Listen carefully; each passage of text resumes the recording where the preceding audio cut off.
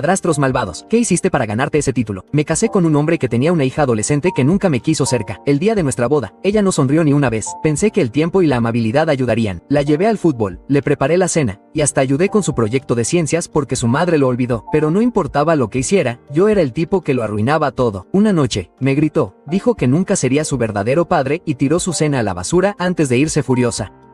Se me rompió el corazón, pero me quedé todos los días.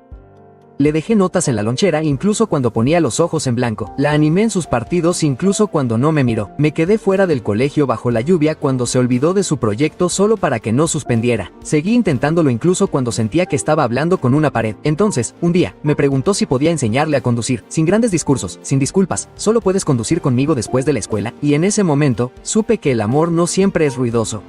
A veces es solo aparecer hasta que creen que no te irás. Así que si amarla en silencio me hizo malvado, tomaré él.